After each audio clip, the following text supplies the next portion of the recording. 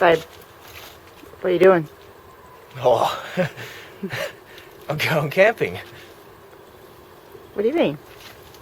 Well, I've got some free time off in the middle of the week, so I'm going camping. You said you were going to cut that tree down in the backyard. Well, and Tony's got some free time as well, so we thought we'd just head off on a Wednesday for just a quick night. We're going to the Upper Murray River, which is up the back of Dwellingup in Western Australia, and we're going to take the Albany Highway up there through Boddington. Cool. Yeah, so just me and Tony, just for mates' night out.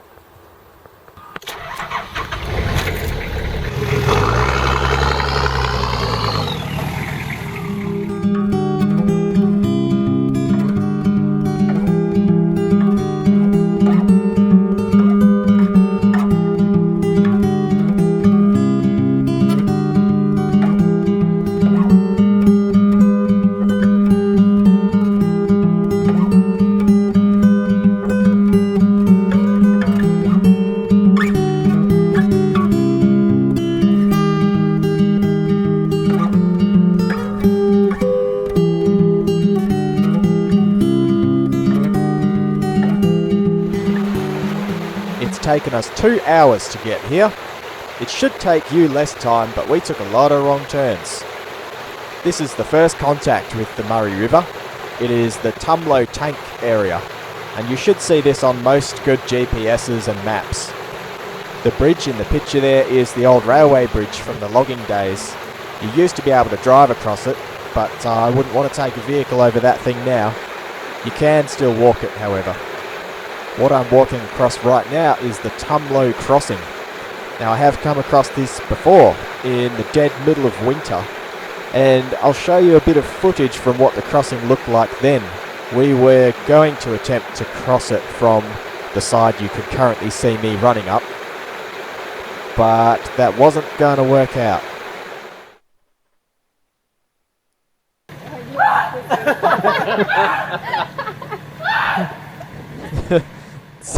So apparently it was pretty cold that time as well. But you can see the huge amount of water that's there compared to this time. I mean, it's up to his waist there, and as you see him step back to the left of the screen, you'll see it come up to almost the height of his rib cage. So I think we would have got swept away. Not this time though. Not even a risk of getting the carpets wet here.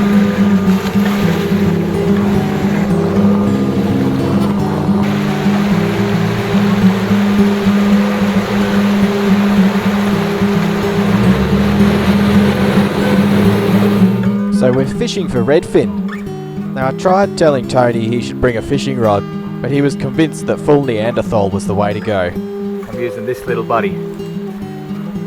That fella there looks like a little marron. I think it's probably a bit shallow, but hey, it's fishing. Just chuck it in. We've decided this log's just gagging for a good cast, so I'm gonna chuck the line in around the log. Of course, I've forgotten the disclaimer here. I don't pretend to know anything about fishing. All I did was go to BCF and tell the bloke I wanted to catch redfin, and he gave me the proper setup.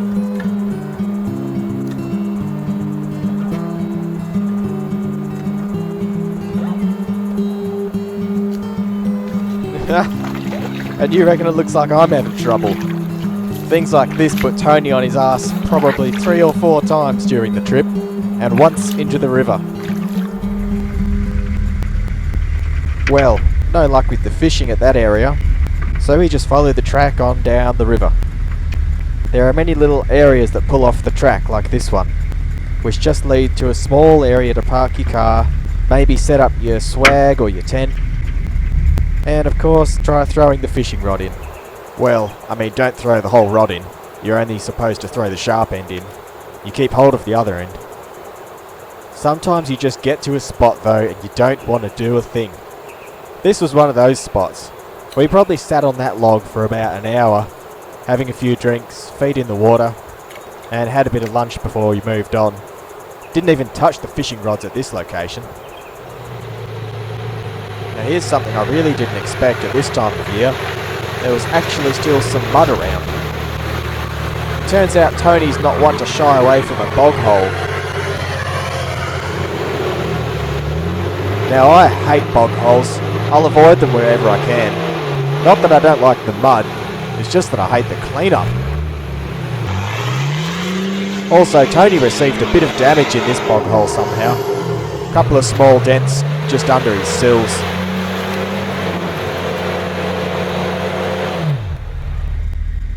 Well, after 3 shots at it, the white flag comes out. Tony unspools the winch. You can see him hooking it up to the back of my patrol there. We did have a winch dampener blanket somewhere, but rather than bother finding that, we just threw a couple of jumpers and jackets over it. All does the same job in the end.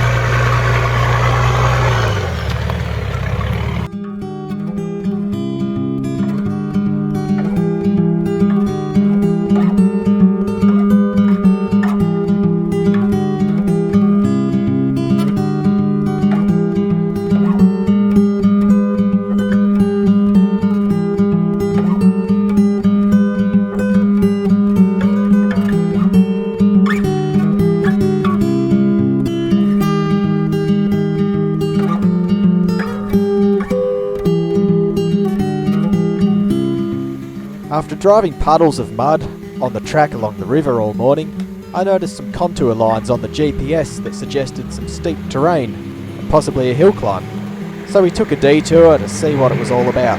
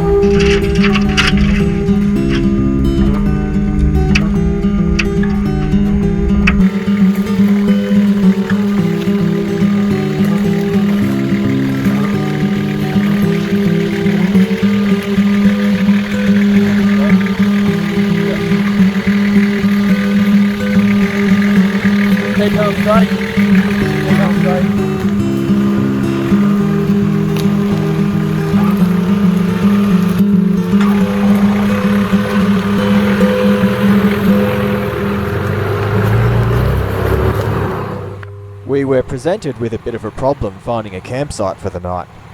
Not because there wasn't enough of them, because there was too many to choose. We ended up settled into this place just down this hill climb, right on the bank of the Murray River. We're going to start a fire with this. Wait. And this. The old flint spark there. Check out that. Now, I've done this one time before, and that one time my brother chucked the biggest log in history on it and snuffed the fire. So we're going to use a bit of this paper bark behind me. Try and use that for tinder. Somebody was good enough to leave a fire pit made of bricks for us, so we used the depression in one of these bricks to put our tinder in. I think this might be the secret to starting a fire with a flint, as the depression in the brick lets more air get into the tinder from underneath. Yes. Front of it. Easy. Who'd have thought without matches we could go full out Bear Grylls with the Bear Grylls Ultimate. You better be happy, Bear Grylls. That was a free plug. Of course, after a long day of cruising around the bush and lazing around the river, what did we have to do? Just laze around the fire some more. The fish weren't putting out today. This reflected badly on my dinner plans and meant that it was just a tin of baked beans for me. I did throw together a chocolate damper from a packet mix. That helped to lift the spirits a little.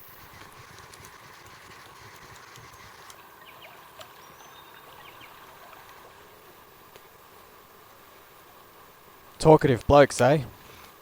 Nothing much happens in the morning without the coffee first. As I said on my Instagram account, this tastes as good as barista coffee when consumed by a campfire. Still no fish on the bite. We really had to kick things up a notch after this. The flies came in, and we had to move on before we went crazy. These things are badass. Look at them all chilling on the swag there. We've even come to the extreme point where we're going to throw some green stuff on the fire to try and get more smoke. Maybe we get some green stuff on. We'll find a... Move that way. There you go. Yeah.